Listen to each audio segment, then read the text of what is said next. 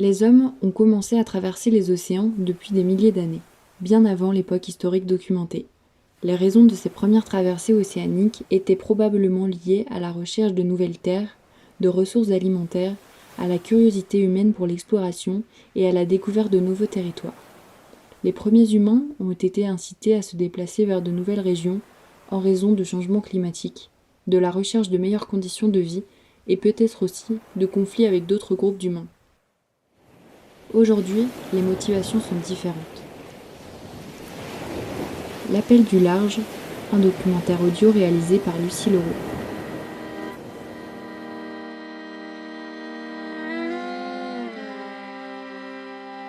Les océans, ces vastes territoires maritimes qui couvrent plus de 70% de la surface de notre planète, exercent une fascination et un appel irrésistible sur l'humanité depuis des millénaires. De la navigation des premiers explorateurs aux exploits modernes des navigateurs solitaires, les océans ont été le théâtre de récits légendaires, d'exploits héroïques et de découvertes fascinantes. Christophe Colomb, Magellan, Jacques Cartier ou encore Vasco da Gama, ma notion de l'histoire des navigateurs s'arrête à ce que j'ai appris à l'école. Dans les prochains instants, plongez dans les eaux profondes, écoutez les récits de navigateurs et découvrez les défis et les beautés de la traversée des océans, que vous soyez un passionné de voile ou un simple amateur d'histoire marine. Embarquez aujourd'hui avec Claude, Siane et Paul pour une aventure épique à travers les flots tumultueux et les eaux calmes des océans du monde. La mer inspire la paix et la liberté et nous rappelle combien nous sommes petits face à sa grandeur. Mark Twain.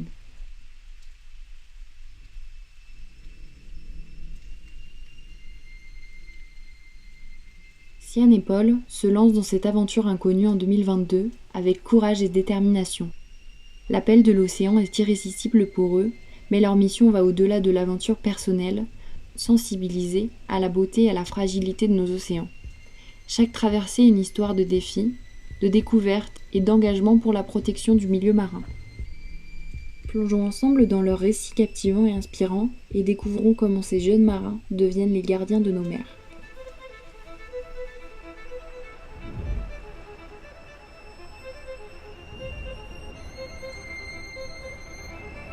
Je m'appelle Paul Soriano, je suis président de l'association CRI l'Océan. Et hello, moi c'est Siane. Durant l'année 2022 à 2023, j'ai pris une année de césure pendant mon cursus d'ingénieur pour faire un tour de l'Atlantique engagé à la voile jusqu'aux Antilles. Pour pouvoir réaliser ce projet un peu fou d'un aller-retour donc dans l'océan Atlantique, donc tout le tour, la boucle de l'Atlantique en voilier. On a créé en 2021 CRI l'Océan. CRIL, c'est Croisière pour l'environnement et l'apprentissage de l'océan. Et donc le but, c'était de faire de la sensibilisation environnementale dans des classes. On avait des correspondances avec des classes en France de collège, primaire, lycée, pour faire des ateliers autour de l'environnement, pour sensibiliser les élèves, en les faisant réfléchir sur leur consommation comparée à celle qu'on pouvait avoir sur le voilier, qui est plutôt minimaliste et économique. Et on avait également toute une partie scientifique. On a prélevé des sargasses et du plancton pour des laboratoires bretons. Et on leur a envoyé tout ça quand on est rentré.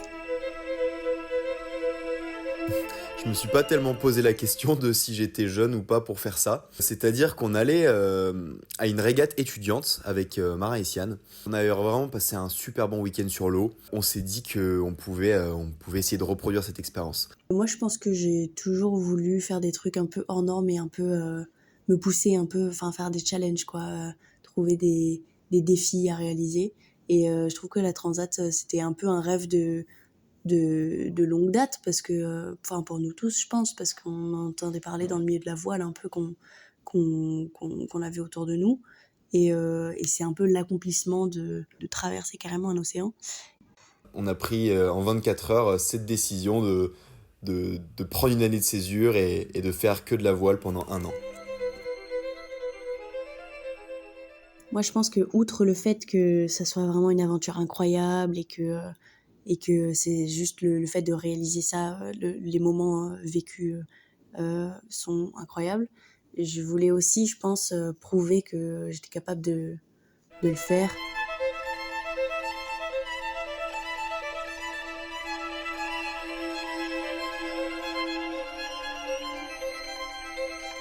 Ce projet-là, il est tombé à un moment parfait dans ma vie. J'ai fini mon lycée, je me suis engagé 2 ans en classe préparatoire pour intégrer une école d'ingénieur. Donc qui dit classe préparatoire dit beaucoup de travail et une absence totale de recul sur la vie.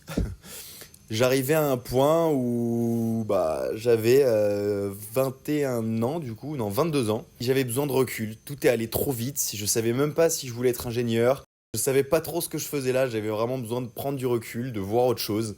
Donc là, c'est super bien tombé. Aventure, j'adore l'aventure. Bateau, j'aime le bateau, mais je sais pas en faire. Bon, on s'en fout, on y va. Voilà quoi. Au début, les gens, en plus, quand on construisait le projet, on n'avait pas encore de bateau, c'était un petit peu bancal au début, c'était en construction. Et du coup, je voulais vraiment montrer que si on peut mener un projet à bien jusqu'au bout et, et que voilà, ma famille, mes proches, ils soient fiers de moi en se disant que je l'ai fait, quoi. Pour moi, le défi majeur pendant une traversée, c'est le côté humain.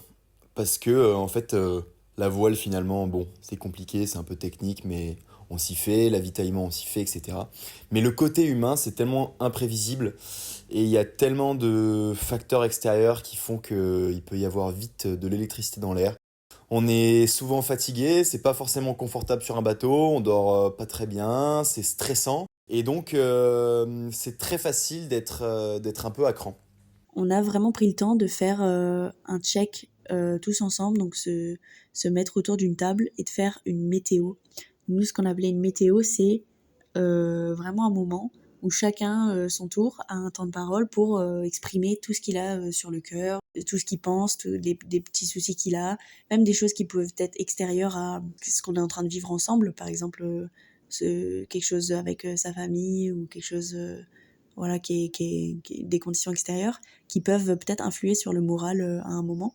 Et donc vraiment de faire un point de météo de ses émotions et d'être sûr qu'on soit tous sur la même longueur d'onde, de bien communiquer ses problèmes, bien communiquer ses peurs, ses doutes, ses mal-être au moment où on les vit pendant la transat, pour qu'il y ait rien qui soit vraiment enfoui et pour qu'on puisse tout sortir et qu'on soit dans une atmosphère un peu où on se sente bien pour pouvoir exprimer tout ça et pour que pas que ça fasse des non-dits et qu'au final ça reste et que ça empire et que ça empire. Avant de partir, en tout cas, on a vraiment pris ce temps-là pour vraiment exprimer tout ce qu'on avait avant de partir et d'être un peu confinés tous les quatre dans 2 mètres carrés à vivre pendant 3 semaines, quoi. Je suis pas la personne la plus facile à vivre et faire des concessions pour moi c'est difficile. Donc c'est vrai que ça a été une épreuve un peu pendant toute cette traversée et puis surtout pendant tout le voyage de prendre sur soi, savoir si est-ce qu'on a tort, savoir si l'autre personne a tort, pourquoi est-ce qu'elle a réagi comme ça, etc. C'est un peu des situations du quotidien finalement, mais en fait c'est puissance 10 quoi sur un bateau. La vie à bord s'est assez bien passée et l'entente entre nous parce que personne veut s'engueuler au milieu de l'Atlantique parce qu'il n'y a pas d'issue, quoi. Donc tout le monde prend sur soi.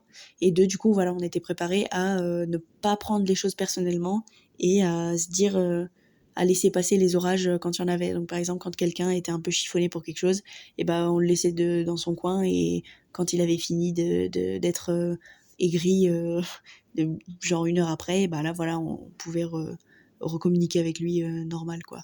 Donc vraiment, on se laissait de l'espace et ça a assez bien marché parce qu'on a appris avant à ne pas se vexer, justement.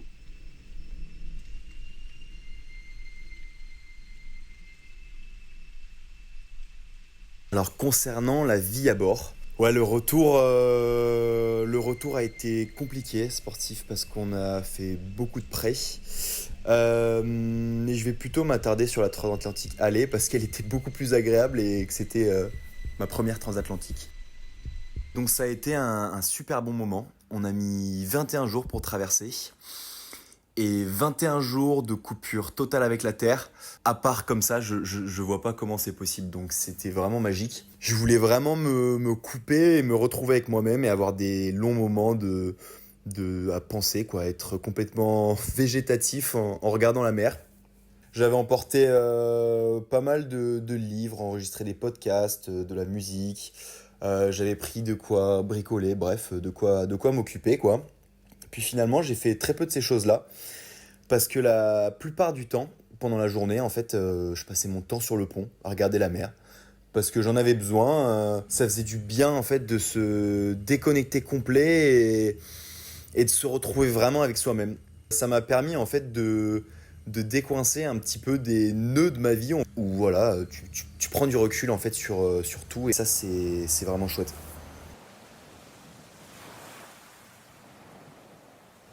Quand tu fais le bilan de ta journée, tu te dis qu'est-ce que j'ai fait aujourd'hui?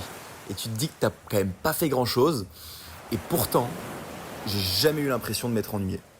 Toute la journée, en fait, je faisais pas grand-chose, mais juste cet état végétatif et contemplatif, bah, en fait, il occupe toute une journée, quoi.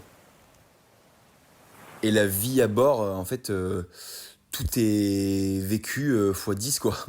Quand t'es fatigué fois 10. Quand t'es triste fois 10. Quand t'es content fois 10. Et c'est assez dingue, quoi.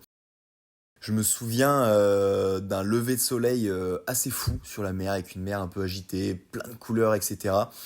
Et surtout, les couleurs étaient super évolutives. Et en fait, ce moment-là était tellement fort que je me souviens avoir marqué 4 pages dans mon carnet, juste à décrire le lever de soleil, quoi. Alors que c'était juste un lever de soleil. T'es tellement dans un état étrange d'émotion où tout est beau et tu contemples tout, et limite c'est poétique, quoi. Donc c'est vrai que c'est assez surprenant, alors que je pense que là tu me mets là maintenant de suite sur un bateau, ou même le même lever de soleil mais depuis le bord, je pense que je le regarderais pas du tout pareil, quoi. Et du coup, qu'est-ce que j'ai appris sur moi-même? Je pense que ça m'a vraiment énormément appris euh, à me connaître et à voir comment est-ce que je réagissais dans plein de situations.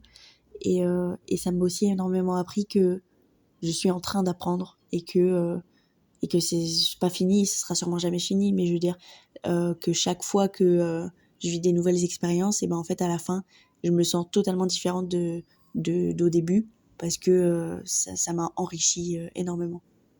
J'ai appris à me connaître. Et en fait, on pense se connaître, mais se retrouver vraiment avec soi-même, et tout le temps dans ses pensées, etc., à regarder, à se mettre à l'épreuve aussi dans des situations compliquées, etc. Bah, en fait, on apprend vraiment à se connaître. Et je m'aperçois que je me connaissais pas si bien que ça.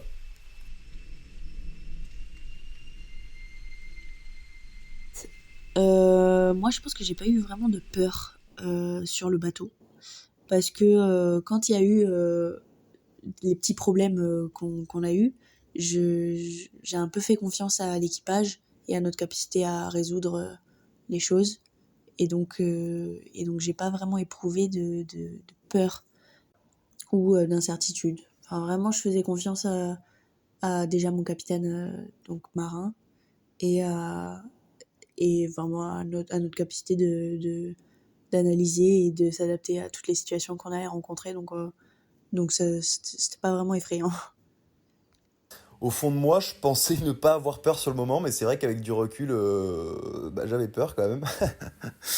Et bah, je pense qu'il y a des fois où j'ai pas très bien géré, où bah, ça se ressentait dans mon comportement, où j'étais un peu plus irritable, stressé, etc.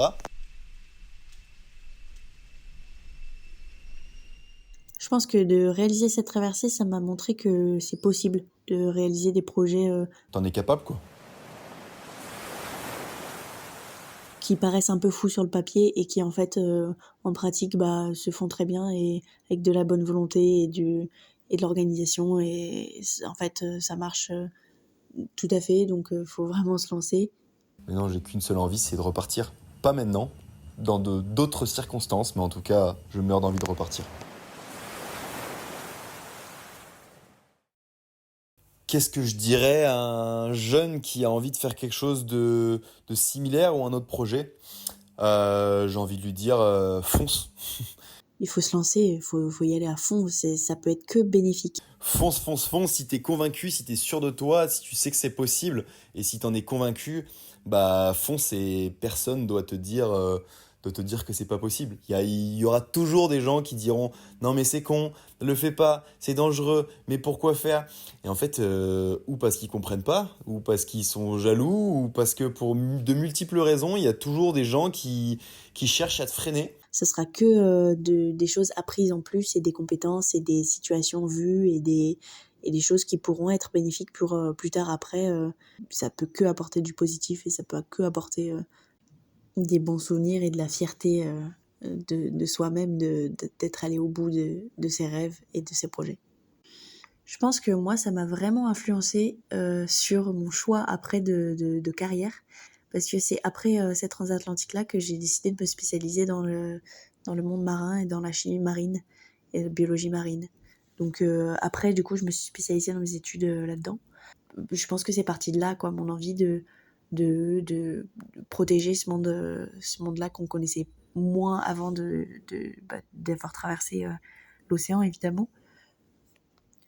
Et je pense que c'est des milieux pas connus, enfin peu connus en tout cas des gens en général qui habitent pas forcément à côté de la mer. Il est encore plus riche que ce qu'on pense. Même quand on n'y voit rien, en fait, il y a des milliers, voire des milliards de petits organismes qui sont là et qu'on voit pas. Et en fait, il y a tellement de diversité de poissons, de mammifères, de méduses, de plein de choses, quoi, qui est vraiment magnifique. Et pourtant, on est vraiment dépendant de nos océans. Et parce qu'ils sont un peu mal connus du public en général, c'est des milieux qu'on a tendance à oublier. Et en fait, c'est ce qu'on devrait protéger au maximum et faire tout pour pouvoir les sauver parce qu'ils sont de plus en plus affectés par tous les dérèglements qu'on cause. Avant de conclure cette partie du documentaire, je voulais vous partager un moment de ces interviews. Je leur ai demandé chacun de leur côté s'ils avaient eu un moment mémorable durant leur traversée, et étonnamment, ils m'ont répondu le même. Je l'ai trouvé à la fois touchant et très joyeux, alors le voici pour vous.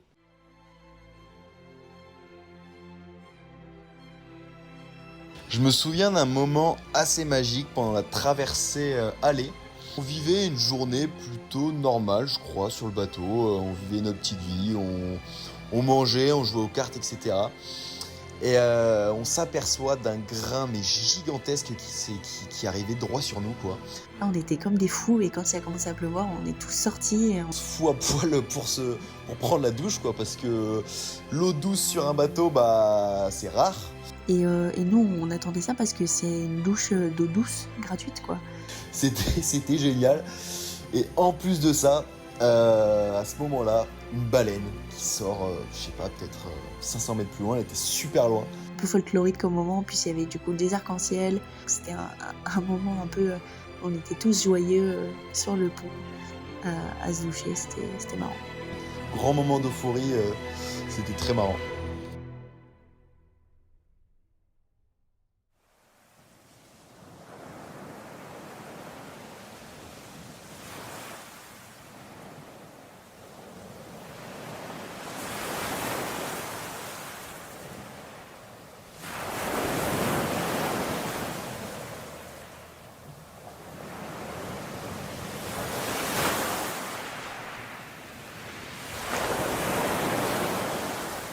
Embarquons maintenant avec un explorateur polaire, Claude.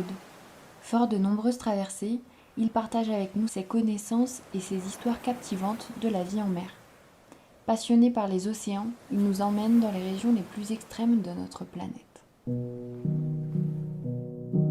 Alors, moi, mon nom c'est Minaudot, c'est mon nom de famille, et Claude c'est mon prénom. Claude n'est pas une conséquence de mon nom de famille, mais mon nom de famille est une conséquence de ce que je suis aujourd'hui. Il y a de la musique dans le nom, il y a l'élément liquide qui m'a fait tourner vers la mer. Je suis un vieux marin aujourd'hui, j'ai 70 ans et je suis un père de famille et un grand-père de famille élargie, et qui s'élargit encore de plus en plus. Et je suis donc tourné vers par les voies maritimes vers ce qui peut amener à poser mes regards depuis plus de 25 ans sur des endroits qui sont plutôt peu fréquentés et vraiment spécialisé depuis plus d'une quinzaine d'années en destination polaire. Donc je vais vers ces régions-là du monde à bord de grands voiliers qui sont toujours trop petits, mais un bateau il manque toujours à 1 mètre ou 2, toujours. Mais à la voile, le plus possible, tant que c'est possible, pour approcher au plus près et le plus en douceur possible de ces milieux-là qui sont très et de plus en plus fragiles.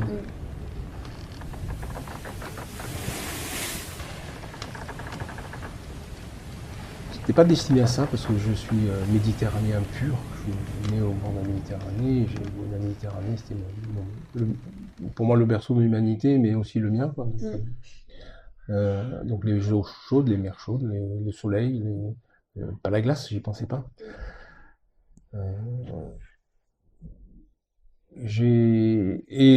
Quand j'ai fait mes formations marine marchande, donc ce que je savais, c'était vouloir me tourner vers l'expédition. Je voulais pas faire autre chose que ça. J'aurais pu être travailler sur des bateaux, navires à passagers, des choses comme ça. Non, pour moi, c'était l'expédition, c'était l'exploration. Et en fait, c'était assez flou quand même. Donc, je me suis donné des moyens pour avoir des atouts, des cartes en main qui allaient me permettre de faire un choix quand je saurais lequel je devais faire. Mais je ne savais pas vraiment. Donc, j'ai fait de la grande expédition, mais plutôt dans les mers chaudes. Dont une qui a pris 9 mois de ma vie, c'était un engagement. Et puis il y a eu une proposition qui est arrivée qui m'a fait aller au Svalbard, donc cet archipel là qui est au nord de la Norvège, qu'on appelle le Spitsberg. Et donc une mission technique en fait, parce que j'ai embarqué sur un baliseur danois et j'étais second chef mécanicien là-dessus, donc très dans la technique. Et là ça a été le coup de foudre glacé. Je me suis dit, c'est ça que je veux faire, quoi. C'est ça. Les lumières, les ambiances, les espaces, les silences, les animaux croisés sur la glace ou en mer. J'ai dit non, c'est là, comme un appel, comme un appel de la glace, quoi. Et à partir de ce moment-là, j'ai pu arrêter. J'ai tourné toutes mes expéditions pour d'autres. Et puis après les miennes, j'ai monté les miennes très vite, avec mes propres bateaux. Ouais, l'amour de la mer, l'amour des océans, il faut avoir envie d'y aller, il faut avoir envie d'y être, il faut avoir envie d'aller plus loin, il faut avoir envie de continuer, il faut avoir envie d'y rester, il faut avoir envie d'y revenir. Ouais. Et l'amour des autres et l'amour de soi, d'abord. Ouais. Parce que moi, j'ai jamais perdu le fil de l'humanité, jamais. Même dans mes grands silences, même dans mes grandes solitudes, comment on peut s'extirper du sens humain, où qu'on soit, qui qu'on soit. Pour moi, c'est impensable, impossible. Donc, ouais, je fais ça par amour et en essayant de faire correspondre mon petit moi, toutes ces grandeurs qui sont ou philosophiques, ou psychologiques, ou environnementales.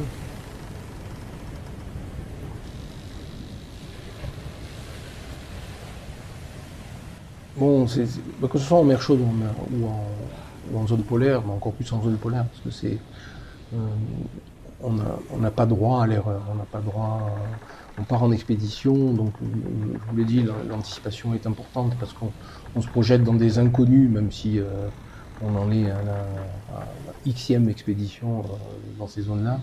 C'est jamais la même, c'est jamais pareil, bien sûr. La mer, c'est jamais la même, c'est jamais pareil. Il y en a qui me disent, mais vous n'avez pas marre de voir les vagues arriver, puis passer, arriver et passer. C'est jamais les mêmes, c'est jamais pareil. Jamais, il n'y a pas de... Enfin, moi, j'ai jamais ressenti de lassitude. Je sais pas, je dois avoir 4 tours du monde à mon actif au total de mes navigations. Je n'ai jamais compté.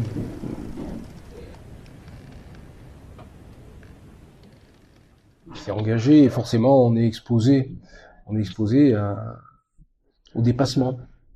au dépassement de ses peurs, au dépassement de ses craintes, au dépassement de ses limites, au dépassement de ses incertitudes. On est exposé et ça arrive. Alors, il y a une idée maîtresse, j'allais dire dans mon métier, mais qui peut être qu'on peut généraliser, qui est, enfin, nous en tout cas en mer, et moi en tout cas en mer, le pire serait d'être devant une situation imprévue, inconnue, engagée, risquée, sans plus de solution après, à suivre. La solution d'avance, c'est la façon de gérer le défi. On essaye de préparer. On n'a jamais tout de près, mais c'est une nécessité parce que dans ces régions-là, on me disait, on n'a pas droit à l'erreur, on n'a pas droit à plus de solutions parce que ça peut être la fin. Donc oui, on essaye de préparer, d'imaginer, d'anticiper surtout.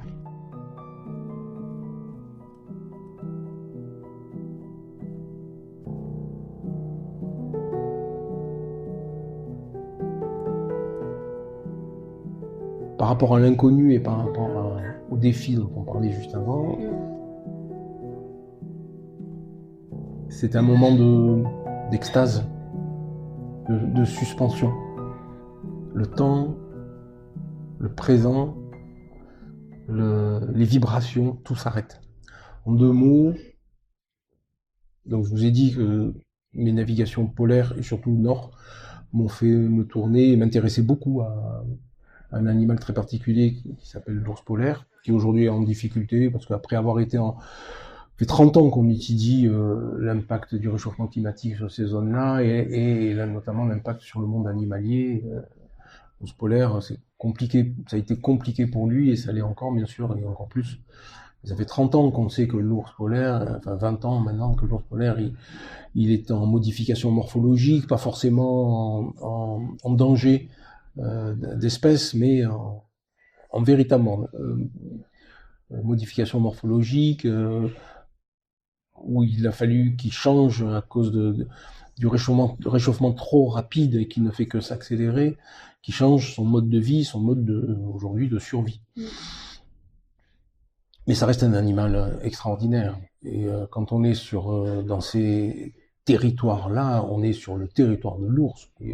L'époque où j'y étais encore, et pour cette histoire que je veux bien vous raconter, il y avait largement plus d'ours sur les terres du Spitzberg que d'hommes qui pouvaient y aller. Donc, et les observations ont toujours été extraordinaires. Et j'étais dans un endroit magique. Tous les endroits sont magiques. Hein, c'est parce que ce sont des lumières, ce sont des ambiances, ce sont des bruissements de l'air, des crépitements de la glace, des choses. Tout est étonnant. Tout. La vie est partout et on la voit pas forcément. La vraie nature, même. On était arrivé à un endroit au mouillage, là, où, bon, après on a des règles de sécurité très, très strictes, déjà pour pas déranger les animaux, et surtout pour pas s'exposer au danger, parce qu'un ours, ça ne le gêne pas de nous prendre pour casse-croûte s'il a faim, donc on évite, quoi. Après, bon, il y a tout un tas de procédures, mais bon, dans les protocoles, on arrive à un endroit, on ne débarque pas s'il y a un ours à l'endroit où on veut débarquer. Donc, on commence par une grande observation avant de dire, bon, allez, on y va. Là, on n'avait pas débarqué, parce on les voyait. Il y avait 2 ours qui étaient là. Alors bon, avec l'expérience, on arrive à reconnaître mâle et femelle. Là, c'était 2 femelles. Et on a compris après que c'était la mère et la fille. Et donc, on a observé, on a profité aux jumelles, les appareils photo ont crépité, et puis elles étaient là tranquilles.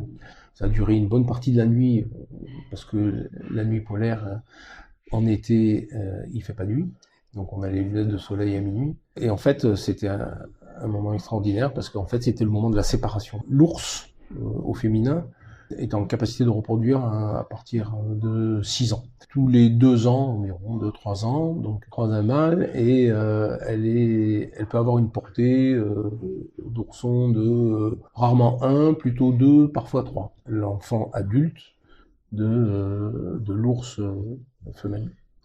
Donc elles étaient couchées toutes les deux, et puis on a cité à la séparation, c'est-à-dire qu'il y a un moment donné où, pour la gestion du territoire, alors ils ont des territoires immenses, hein, donc ils peuvent pas rester sur le même territoire, c'est comme tous les animaux sauvages, hein, ils se répartissent sur les territoires par rapport à leur nécessité d'évolution.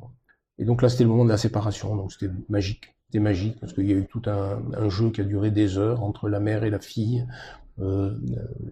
La mère tournant le dos à la fille allant chercher la mère s'éloignant du dos tourné, la fille faisant chemin retour. Enfin, ça a duré comme ça des heures jusqu'à ce que la fille comprenne et s'écarte. Ouais.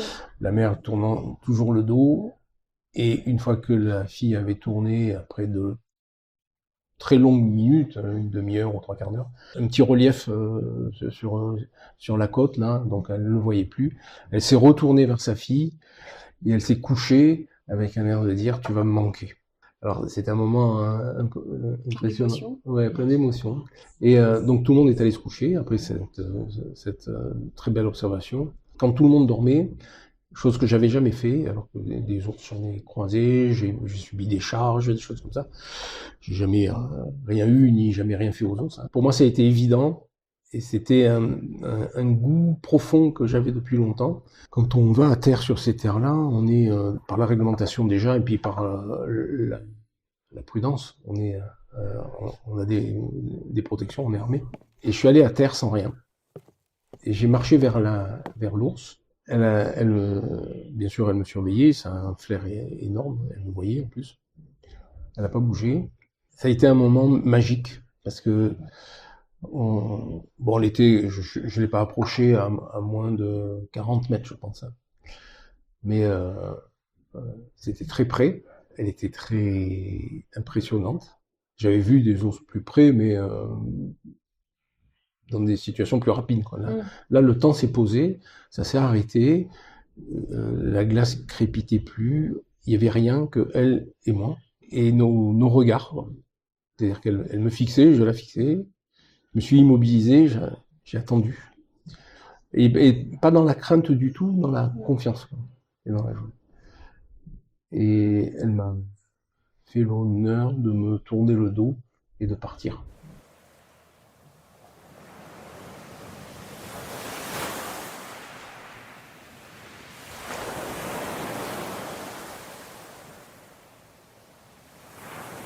De naviguer, d'aller vers ces régions lointaines, pas faciles, avec tout ce que ça, on en a parlé, tout ce que ça suscite de préparation, de compréhension, de mise en phase, de volonté, de bonheur et d'amour pour arriver à le faire. Il y a un moment donné où l'image s'est inversée pour moi. C'est mon regard de l'océan et de la mer aujourd'hui. Et c'est comme ça que j'y vais, et c'est comme ça que je le vis. Et c'est peut-être pour ça. Parce qu'un jour, ça va s'arrêter, et c'est pas une mauvaise chose. Mais je sais que ça s'arrêtera pas, parce que c'est en moi, et c'est cette chose extraordinaire qui moi, m'est apparue extraordinaire, c'est-à-dire que en pleine expédition, en pleine exploration, en plein milieu de rien, de cette mer où il y a tout, de cet océan qui en finit pas et qui pourtant finit toujours, je me suis vu en point fixe. Et quand vous m'avez contacté, je vous ai dit, mais je vais vous surprendre, parce que moi j'ai une vision des traversées très particulière et un peu hors norme. Je me suis vu en point fixe et j'ai compris que ce qui m'arrivait, c'est ce qui venait à moi, et c'est pas moi qui allais vers. Alors que chaque fois, je pensais préparer pour traverser, pour aller vers, mais non, c'était de la prétention, ça. Et je crois que mon rapport à l'océan, c'est la découverte de la modestie. Je suis qu'un point fixe, et ça vient vers moi, et comme ça vient, parce que ça vient toujours, et comme ça vient, et j'ai pas envie que ça s'arrête, c'est du bonheur toujours, parce que ça me vient. Ouais. Dans notre première conversation, ce que vous m'avez dit, c'est pas moi qui traverse les océans, c'est les océans qui me traversent. Qui me traversent, oui, c'est ça. Et comment vous expliquez ça? C'est toujours ce point fixe? Alors j'ai pas encore toutes les explications de ça, mais Ouais, l'océan me traverse, l'océan avec ce qu'il transporte d'histoire, de valeurs, de mystères, de fables, de contes, de vécu humain, de monde animal, de puissance, ouais, tout ça, ça me traverse. Tout ça, ça me traverse à chaque fois. Tout ça.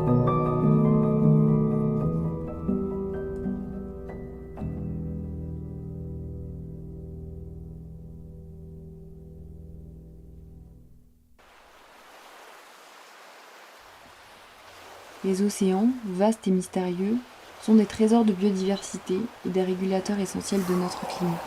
Ils nous offrent des défis, des découvertes et des moments de pure beauté. Pourtant, ils sont menacés par nos actions. Protéger les océans n'est pas seulement une nécessité environnementale, c'est aussi une invitation à redécouvrir notre planète et à vivre des aventures inoubliables. J'espère que ce documentaire vous a inspiré, non seulement à rêver des voyages maritimes, mais aussi à agir pour préserver ces écosystèmes précieux. Que vous soyez sur la terre ferme ou en mer, chacun de nous peut contribuer à la protection des océans.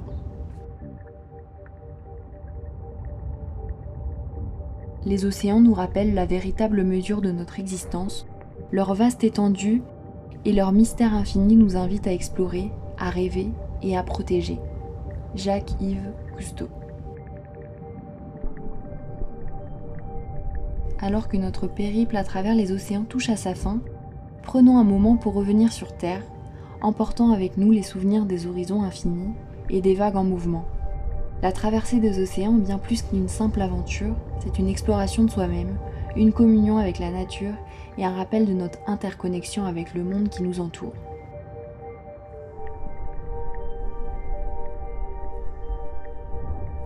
Que vous soyez un navigateur chevronné ou un rêveur contemplatif, les océans continueront de nous inspirer, de nous émerveiller.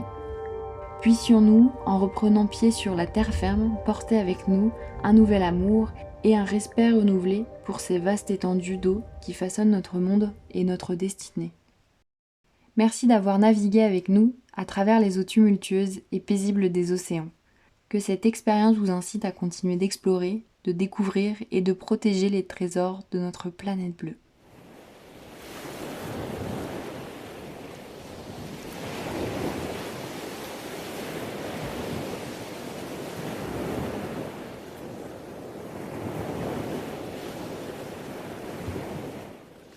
Noter le podcast aide à avoir plus de visibilité. Je vous remercie par avance de prendre le temps de mettre vos petites étoiles à l'édifice et vous dis à très vite pour un nouvel épisode.